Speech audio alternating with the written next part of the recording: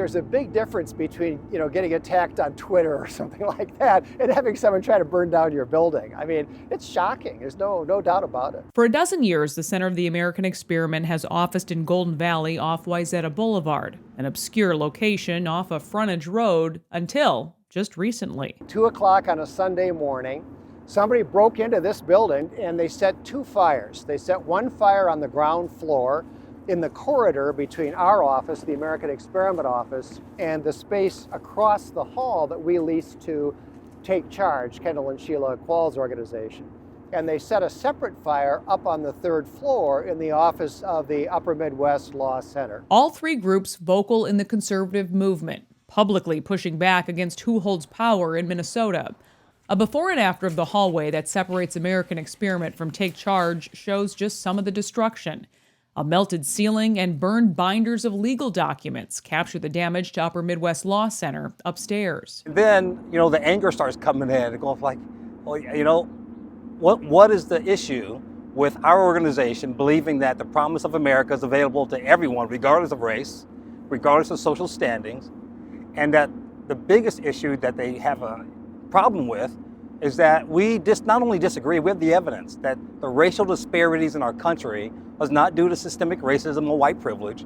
It's because we've let this fatherless home issue fester for 50 years.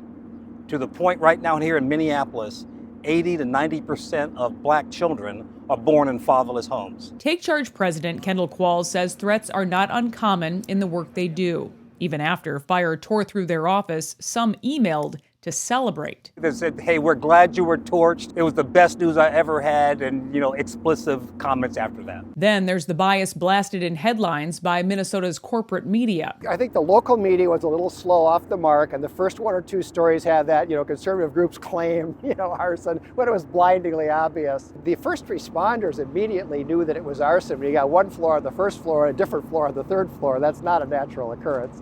They used accelerants. This is not a subtle thing. The fact a DFL state representative deleted his X account after joking about the fire, absent from any coverage. There's a direct censorship by legacy media on the views that we express. I just put it in another way.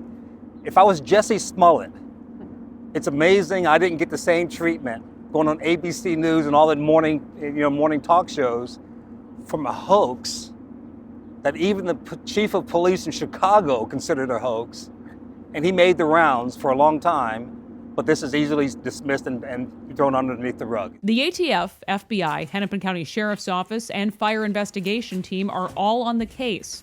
Camera footage from inside and outside will help. The fires will force the dozens of other businesses who office here and the 3 targeted from this location for months, still undeterred from their missions. We don't scare easily, Liz. No, nobody's scared of this. It doesn't scare me at all, Liz. If anything, it emboldens me. We're going to get louder. The cowards.